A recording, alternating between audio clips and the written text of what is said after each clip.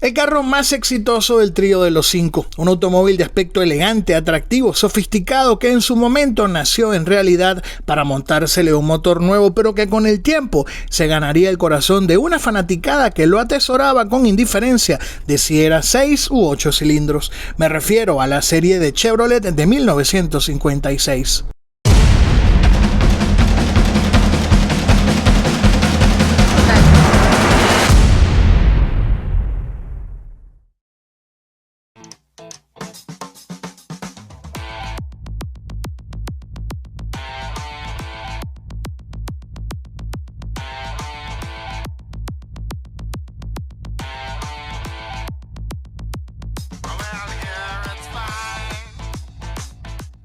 Definitivamente el mejor lugar para mimar al consentido de la casa, tu carro.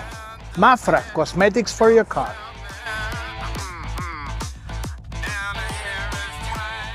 Para finales de los 40 e inicios de los 50, Estados Unidos comienza a ver los primeros automóviles con diseños nuevos después de la Segunda Guerra Mundial. En el caso de General Motors, a partir de 1949, Chevrolet presenta su nueva gama de automóviles completamente nuevos y con diseños nuevos, lejos de los planteamientos de diseño previos a la Segunda Guerra Mundial. Se trataba de automóviles que lamentablemente no causaban un gran impacto en el público porque, si bien eran carros nuevos, con un estilo de diseño actual para los estándares de la época, no eran diseños considerados atractivos y no apuntaban al público joven. Además, Chevrolet tenía otro problema, el motor de 6 cilindros Stove-Bolt. Y no me malinterpreten, no digo que fuese un motor malo, el asunto es que era la única propuesta que tenía Chevrolet, mientras que la marca Ford, la competencia directa de Chevrolet, tenía desde mediados de los 30 su motor V8 de cabeza plana. Con eso Ford dominaba en las calles y en las pistas. El problema de tener motores de 6 cilindros solamente se acrecentaba con otro problema, los años 50. Los 50 fueron la década de la velocidad y el performance en Estados Unidos, la época en la que nace y se desarrolla la serie NASCAR y en la que nace y se desarrolla otro gran movimiento, la cultura hot rod. Con todo lo anterior, Chevrolet estaba en una gran desventaja. Había sido testigo de los momentos de gloria y ocaso del Hudson Hornet en las carreras por no tener un motor V8 y vio el surgimiento del Oldsmobile Rocket 88 en las pistas, precisamente por su motor V8. La peor parte del problema es que este problema que tenía Chevrolet era realmente un problema para General Motors, porque Chevrolet generaba cerca del 75% de las ganancias de General Motors. Y si Chevrolet perdía un cliente ante Ford, esto era letal, porque sería un cliente casi imposible de recuperar. Esto debía solucionarse y pronto. En 1953, General Motors tiene un nuevo presidente, Harlow Curtis, heredando el cargo de Charles Wilson, quien se retiraba de General Motors para asumir el cargo de secretario de Defensa de Estados Unidos.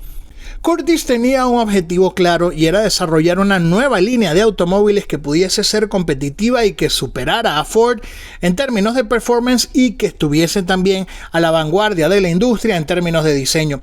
Pero el verdadero desafío de todo esto era que se debía lograr no en 5 años como normalmente se hacía, sino en solo 2 años. Curtis tenía claro que debía ser pragmático en la toma de decisiones para lograr que Chevrolet se pusiera las pilas. Ese pragmatismo de Curtis permitió que con solo 2 pilas, Chevrolet repuntara y dominara el mercado.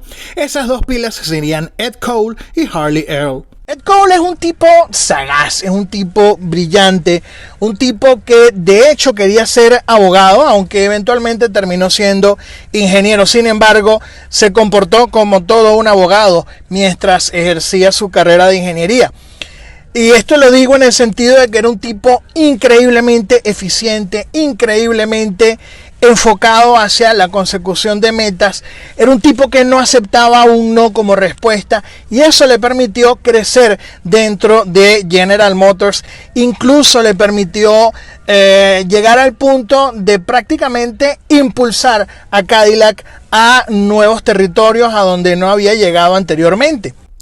De hecho, es con Cadillac que Cole entra a General Motors incluso antes de graduarse, y el nivel de su genialidad como ingeniero fue tal que con solo 36 años había sido nombrado jefe de ingeniería en Cadillac.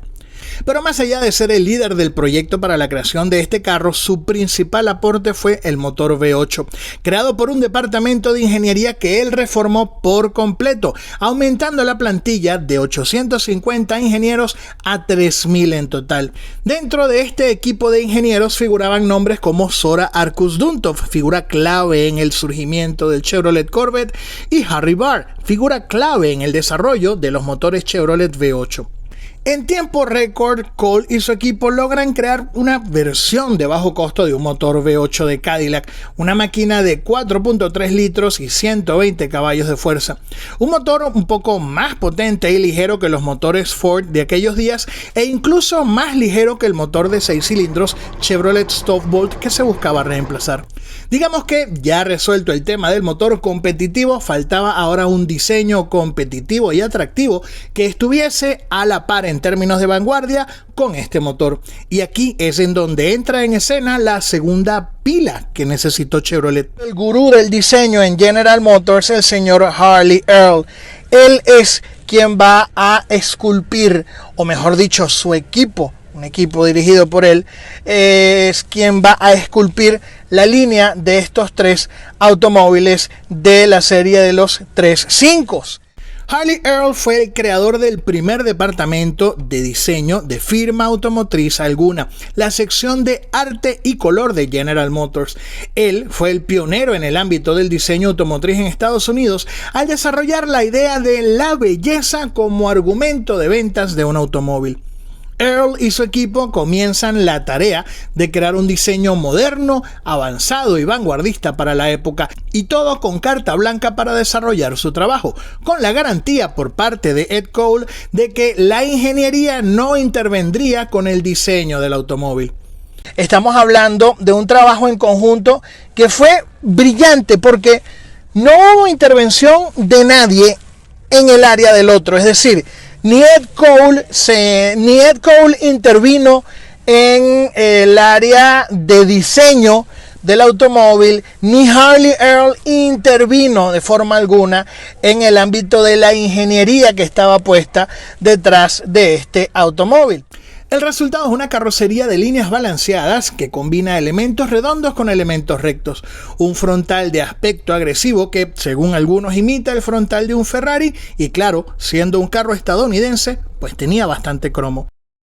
Así es como nace la serie de automóviles de Chevrolet de 1955. Ahora bien, la serie de automóviles de Chevrolet, que simplemente fue conocida así como la serie de automóviles de Chevrolet de 1955, 56, 57, era el nombre introductorio, se va a convertir básicamente en un automóvil con distintas opciones apuntando a distintos segmentos de mercado.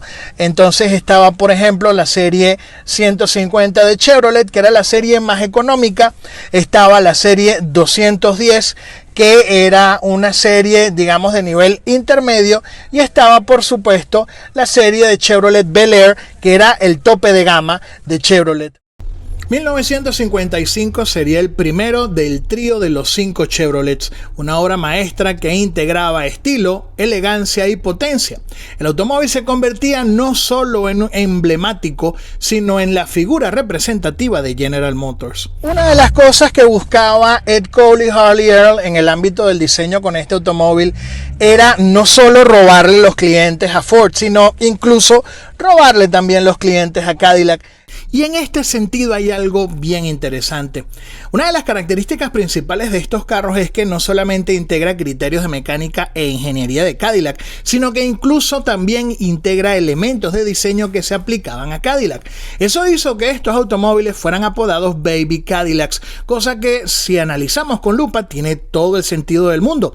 Ed Cole y Harry Barr venían de Cadillac, y al ser Cadillac la firma más exclusiva de General Motors y una de las más exclusivas de Estados Unidos y del mundo, era la marca en la que Harley Earl ponía mayor empeño en sus diseños. Unos $300 millones se invirtieron en este proyecto, más otros $2 millones en publicidad que permitieron que este automóvil fuese un absoluto éxito comercial e incluso de marketing. porque de paso el automóvil de General Motors número 50 millones fue precisamente un Chevy de 1955. Además, Chevrolet también dominó en las pistas con el Chevy de 1955. Por ejemplo, en la serie NASCAR en la temporada de 1955, este automóvil obtuvo poco más de 13 victorias. Ahora, en términos de números, ¿qué podemos considerar como éxito en este carro?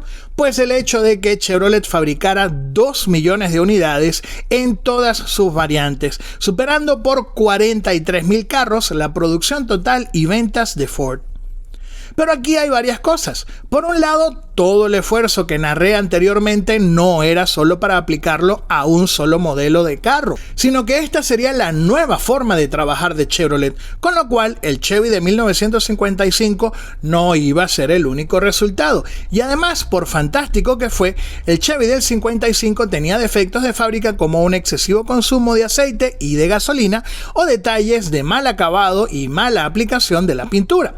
Además de que ganar por 43,000 carros es algo que podía y debía mejorarse. Las cosas mejoran en 1956, precisamente en el año modelo de este automóvil que estoy presentando. Aquí es en donde aparece nuestro protagonista, la serie de Chevrolet de 1956, cuyo diseño nace casi en paralelo al diseño del 55.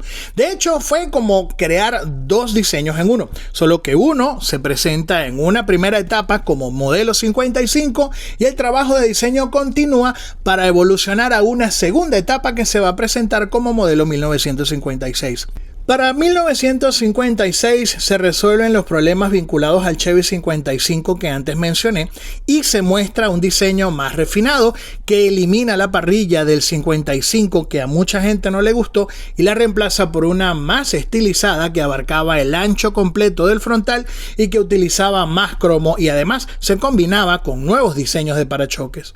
En estos automóviles también se implementan elementos de seguridad innovadores para la época, que se pueden considerar como los precursores de lo que hoy conocemos como zonas de impacto en las carrocerías.